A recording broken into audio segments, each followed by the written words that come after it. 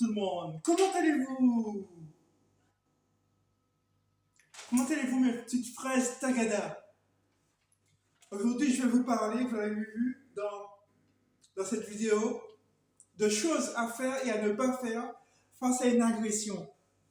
On va résister à l'agression aujourd'hui. Yes! On va pas se laisser faire. Yes! On va se débarrasser de l'agresseur, des agressions. Ouais, surtout si on est une femme, surtout si on est en situation de handicap, surtout si on est je ne sais trop quoi, mais si on est une personne vulnérable, on va se débarrasser de tous les agresseurs. C'est parti. On va commencer par les choses à ne pas faire. Lorsque tu rencontres un agresseur, l'empathie, c'est pas la bonne chose en fait. Ça, c'est une première chose de dire. Alors, les choses que tu fais d'habitude, que tu ne dois pas faire, les voilà. Tu dialogues. Ça, c'est la première chose que tu fais. Tu dialogues avec l'agresseur. C'est la première chose à ne pas faire. Deuxième chose à ne pas faire. Tu rigoles avec lui. Tu es drôle avec lui. Il ne faut pas faire ça non plus. Très souvent, ça cache de l'irritabilité, ça cache du stress quand tu ris, mais tu ris avec lui. Faut pas faire ça. Troisième chose que tu fais, les insultes. Tu l'insultes.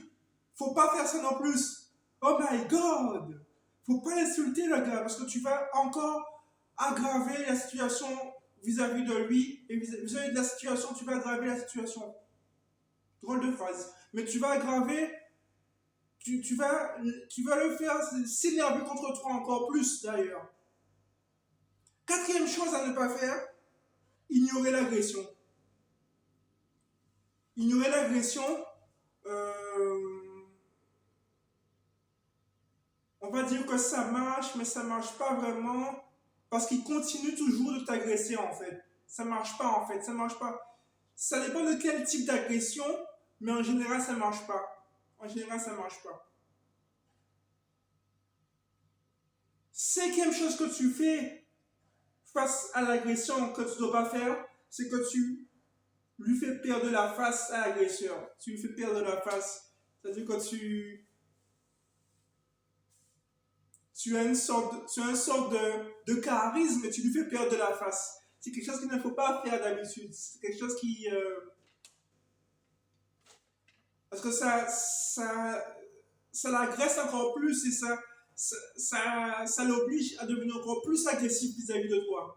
Je parle bien dans une agression vraiment, hein. Je ne parle pas seulement dans une joute verbale, je parle vraiment dans une agression, attention. Hein. Donc, dans cette cinquième chose, tu fais perdre la face à l'agresseur, ça ne marche pas. Sixième chose que tu fais aussi, face à une agression, face à l'agression que tu ne dois pas faire, c'est que tu te justifies.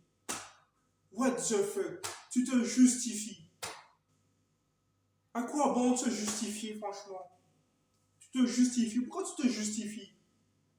C'est pas la peine de te justifier, mon gars! C'est pas la peine de te justifier.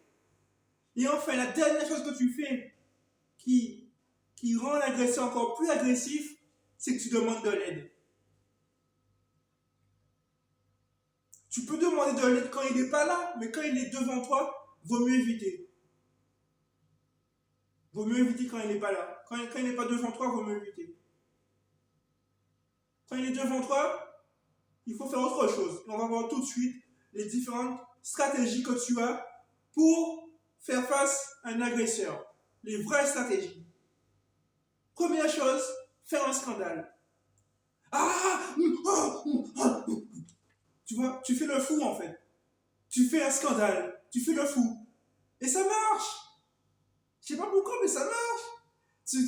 Voilà, tu fais le fou, tu fais un scandale. Deuxième chose que tu peux faire pour faire face à un agresseur, les vraies choses, faire appel à une autorité. Mais une vraie autorité, je veux dire. Si tu les vois à côté de toi notamment, une vraie autorité, j'entends. Pas juste une personne lambda, une vraie autorité, la police, quelque chose comme ça, si tu les vois autour de toi en tout cas. Mais tu ne peux pas te déplacer non plus parce que l'agresseur est devant toi. Mais tu peux, si tu vois la police à côté de toi, ou pas très loin, tu peux demander à la police. Troisième chose que tu peux faire face à un agresseur, c'est fuir le conflit. Ouais. Tu pars vite, tu fuis. Tu fuis, ça marche aussi. C'est pas être lâche. C'est pas être lâche. Par contre, je sais pas qu'est-ce que c'est d'autre, mais c'est pas être lâche, je te rassure. Si tu sais pas te battre, c'est pas de ta faute non plus. Quatrième chose à faire face à une agression, opter pour la désescalade. Opter pour la désescalade, c'est-à-dire tasser les choses. Oh, oh, oh, calme-toi. Calme-toi, calme-toi, calme-toi, calme-toi, calme-toi, calme-toi, calme-toi. En mettant les mains comme ça, calme-toi, calme-toi, calme-toi, calme-toi, calme-toi, calme-toi, calme-toi, calme-toi, calme-toi. Voilà. Et enfin, la dernière chose que tu peux faire, en fait, il y en a beaucoup d'autres choses que tu peux faire. Il y a beaucoup d'autres choses, mais bon, je te parle d'une dernière chose que tu peux faire quand même. La confrontation.